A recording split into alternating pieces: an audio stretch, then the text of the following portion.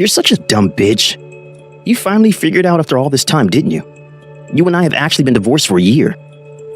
After 5 years of marriage, I found out my husband was having an affair. Shell-shocked by this reality, I immediately headed to the city office to submit the divorce documents. But I'm sorry, ma'am. It seems the divorce procedure for these two individuals has been finalized a year ago already. The receptionist at City Hall gave me back the documents, saying that they had already been filed a year ago. This was the beginning of my discovery of my husband's true nature, which was even more horrifying than adultery.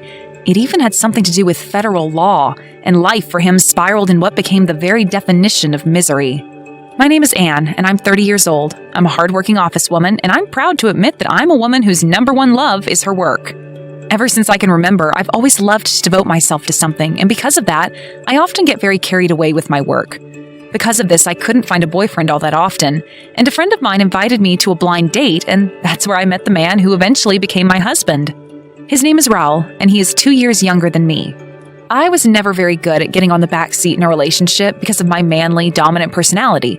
Because of this, I had few chances to have a relationship with a guy to begin with, and to make matters worse, none of those lasted very long.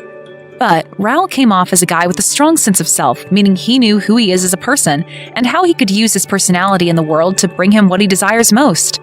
The first time we met, after introducing ourselves, he kindly said to me, I respect that part of you, Miss Anne.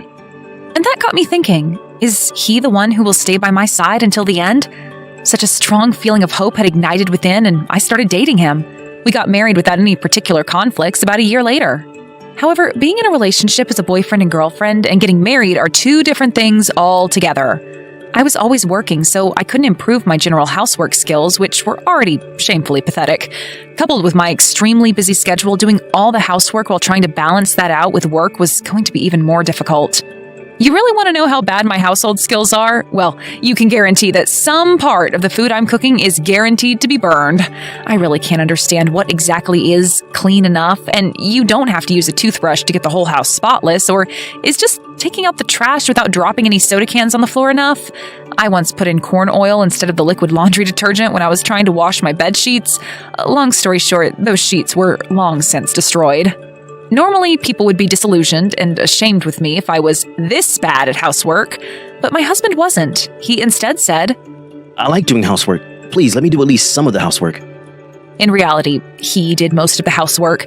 Some people asked me, but why should a man do the housework? Well, to each individual their own. While many couples may have some trouble understanding that, it was a system that worked perfectly with me and Raul, and made total sense, too. The fact that I also had a slightly higher income than my husband helped me decide to work harder to make up for the extra work he was doing at home. I think we were a very close and happy family. However, that doesn't mean our relationship isn't without its own problems. We'd been married for 5 years by a certain point and still didn't have any children. It was difficult for us to find the right time, partly because I was very busy. It would be a lie if I said I was not impatient in the slightest when a friend and colleague of mine announced she was pregnant. I wanted to work to continue making a nice living, but I also wanted children. My mom and dad had made a point about how raising a child was so worthwhile in the end, and my feelings for having some of my own were there, all right. But if I didn't act, I will never be able to make that dream a reality. That's why I tried to make time to ask Raul to do some business at night, but... I'm sorry, honey. I'm just not in the mood. And who could blame him? I was away from him for a long time because of my demanding work schedule. But I honestly didn't expect him to refuse my proposal. Well, back then, I didn't feel like I had much of a choice, so I merely responded, I see. Well, no worries. There's always next time. That was literally all I could think of to do. Everyone has moods and physical conditions, and they're bound to fluctuate depending on the day. I couldn't help but feel bad that I wasn't there for him that time around, and after that, I tried to find some kind of timing that went well with his physical condition and my schedule to ask him again.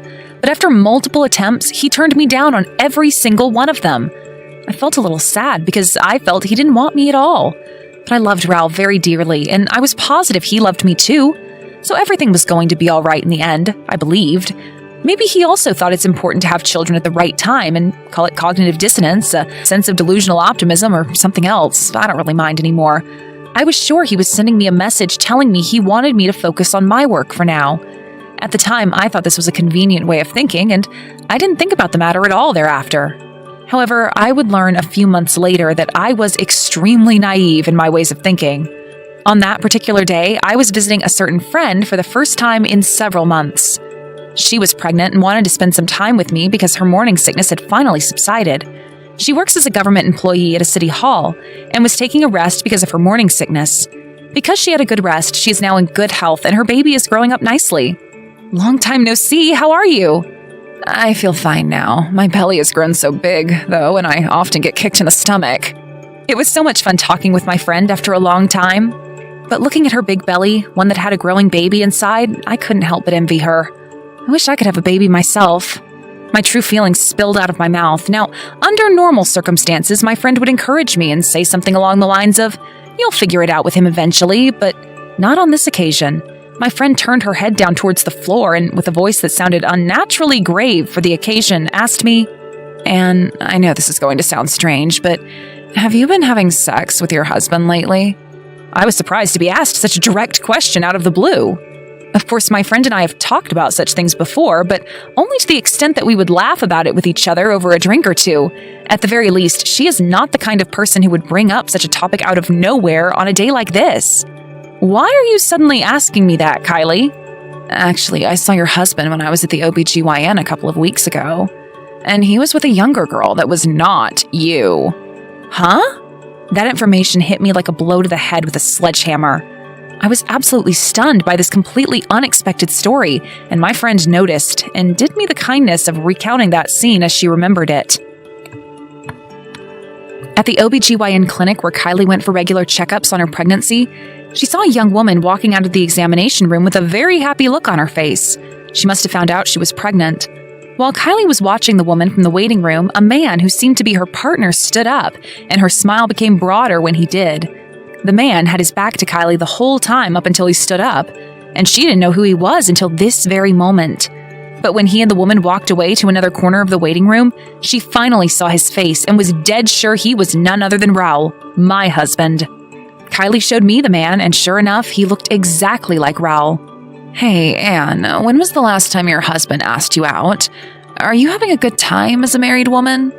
When my friend asked me that, I suddenly realized something that for some reason had eluded my consciousness for a long time. He hadn't even asked me out to dinner in the past few years, let alone recently, and let alone an invitation to the bedroom. I suggest you really look into it. Perhaps Kylie sensed something about my expression and about how my relationship was potentially plunging into despair, and kindly suggested that I do something about it. And in retrospect, her reasoning could be justified by a couple of things. While I come home late on certain days of the week because of overtime work, Raul often went out drinking on these days since his company has a rule against working overtime, and he was almost always off work on time. That meant he could make as much time as he wanted to go off gallivanting with women. My heart was shaken by this shocking story, but I just couldn't act on it. I loved my husband so much, and I wanted to trust him, and coupled with an immense feeling of guilt for doubting him, I was at the point where I just wanted to forget everything about it. But the more I tried to forget, the more the voices in my head acted up, suspecting Raul of foul play, of Raul having an affair with another woman. I dragged it out for days without being able to sort it out. And one fateful day, I made a huge mistake at work, which involved one of our subcontractor companies. Fortunately, the mistake didn't cause any trouble for the subcontractor, but I put a huge burden upon my boss and my subordinates as a result, and I knew then that I couldn't go on like this, so I requested an investigation by a detective agency to clear up any suspicion, and I hoped nothing would turn up. But my hopes at the time were not answered to my satisfaction because, sure enough, evidence that Raul was having an affair came rolling in. As I had suspected, he was meeting a woman on the days when I came home late or when he said he was going out for drinks with his friends. And the woman was pregnant. The couple my friend had seen at the OBGYN about a month back was definitely my husband and his adulterous lover. I was so shocked at my husband's betrayal that I stormed up to him with all the evidence.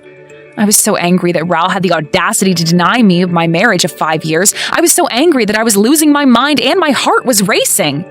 Raul Pattinson, care to explain what all this means? I'll never forgive you for having an affair and for getting this other woman pregnant. So help me, I'll divorce you. I let myself go ballistic, and I yelled at Raul at the top of my lungs. He'd never seen me like this before. But he just looked at me with a coy smile on his face and replied with an unnaturally calm voice. You're such a dumb bitch. What, you finally figured out all this time, didn't you? Yes, you're divorcing me, I know. But little do you know, we're already divorced. He said something I couldn't comprehend at all. I wanted to leave this man immediately. The repercussions of my love for him came in the form of terrible hatred for the scumbag, and I made him sign the divorce documents, but he kept telling me things like, "I'm telling you, Anne, this won't work because it's already done." I ignored these ridiculous comments and immediately went to the city hall to submit the documents. But even stranger, I'm afraid we cannot accept these documents, ma'am. what do you mean? I'm sure there's no mistake in the information on the form. To my great surprise, the divorce papers were not accepted, even after I went to the city hall. On the contrary, the receptionist in charge of me for the day told me, No, everything seems to be in order. I'm sorry, ma'am. It seems the divorce procedure for these two individuals has been finalized a year ago already. I was so confused. What in the world did she mean by finalized a year ago already? I inquired after what she meant, but unfortunately, no matter how many times I tried to get answers, I couldn't get any under administrative protocol. I felt that I was getting nowhere, so I called Kylie to see if she could help me with the bureaucratic nonsense. I told her the whole story and asked her why the divorce papers were not accepted. Wait a minute. You have to file for alimony and all that stuff before you get a divorce. Honey, you need to calm down first. Take a few deep breaths.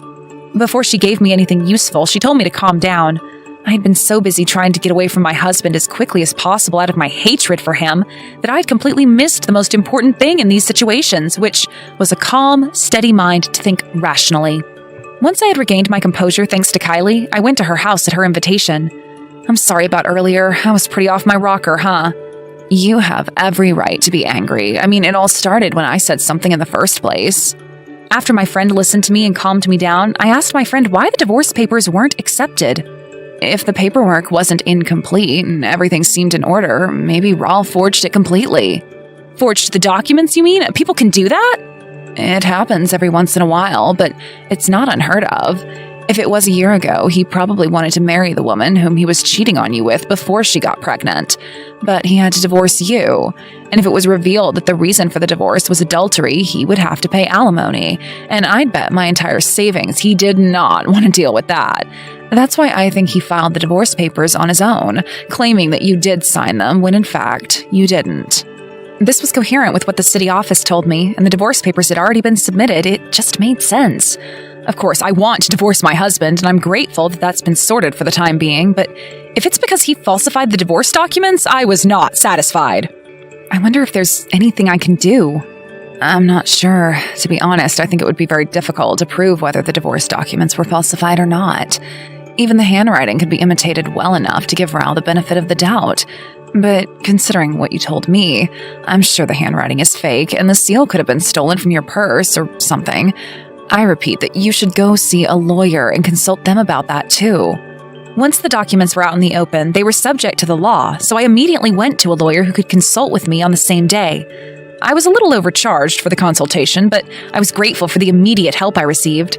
When I told the lawyer everything, he told me that if I could prove that I didn't write the divorce papers myself, or if I could prove that my husband wrote the papers himself, they would be able to render the divorce documents moot, and thus the divorce wouldn't be settled. So, essentially, all I have to do is get my husband to confess to what he did? Yes, that will be enough evidence. So my scumbag of a husband and I can get a proper divorce.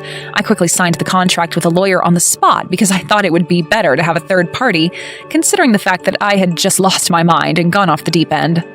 I went home after that, and after I left the recording function on my phone turned on, I opened the door and walked inside. Raul was looking triumphant. What the frick did I tell you, Anne? You and I have been strangers for a long time now. And he looked down at me with a look of condescension, one particular expression I'd never seen on his face before. You can't do the housework even though you're a frickin' woman, and if that's the case, I thought you'd at least make more money than me. But you only make a little more than me. You don't have any privileges or luxuries.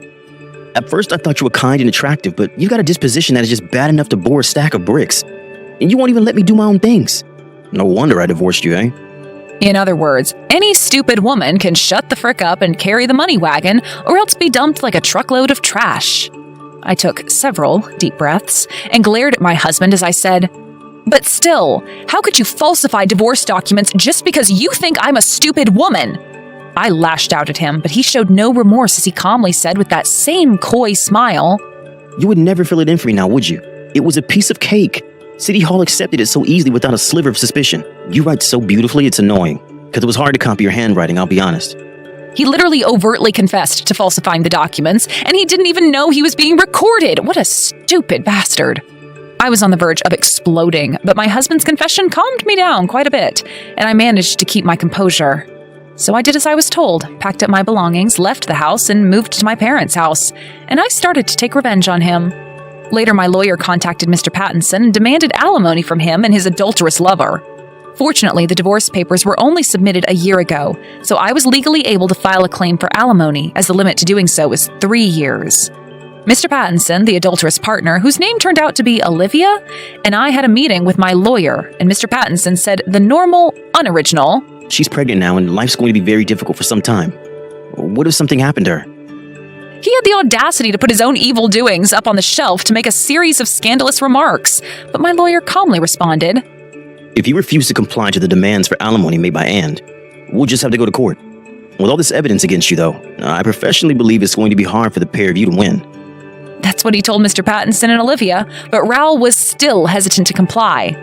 Then Olivia, who couldn't stand the sight of him being tormented as such, finally said, all right, I'll pay you. Now let's get out of here, Raoul, and out of this horrible woman's life. That's what she suggested, and that's when things changed for the better. Oh, no. You don't mind, honey? How sweet of you. Mr. Pattinson's eyes lit up. While he was being subjected to this ridiculous charade, he still managed to keep his hopes of flowery gardens and eternal spring in his mind, and I just can't help but sigh in exasperation. I supposed it was time I showed him the reality of the situation and demanded the alimony as a lump sum. The woman immediately transferred the money to my account because she could actually afford it. They then said they could finally cut me off now, and they stood up in a good mood. Sure, the divorce is over, but this was not the end of my revenge just yet. I proceeded to report him to the police for falsification of signed official documents and for bigamy. With the recording providing confessional evidence, I could prove that he forged the divorce documents. Therefore, the divorce papers Mr. Pattinson filed a year ago were deemed invalid, and he was now a legal polygamist because he was once married to both me and the woman whom he cheated on me with. After I submitted a victim report to the police, he was later arrested because he had filed a damage report. The penalty for falsification of signed official documents is a few months to a few years in prison, and for bigamy, it's 2 years in prison. Mr. Pattinson was able to get out with a suspended sentence, but from this point on, things started spiraling down to hell. The woman whom he was having an affair with was actually an employee of a business partner of his workplace. To make matters worse for Mr. Pattinson, she was the daughter of the company's president. He happened to meet her when he went to our client's place of business, and it seems that he had his eyes on her, aiming to marry into money. Mr. Pattinson did have a nice, handsome face, so it seems the adulteress was also attracted to him. The reason he was able to act like that, even though I found out about the affair, was because he thought he could still become the rightful heir to his lover's father's company as a future son-in-law.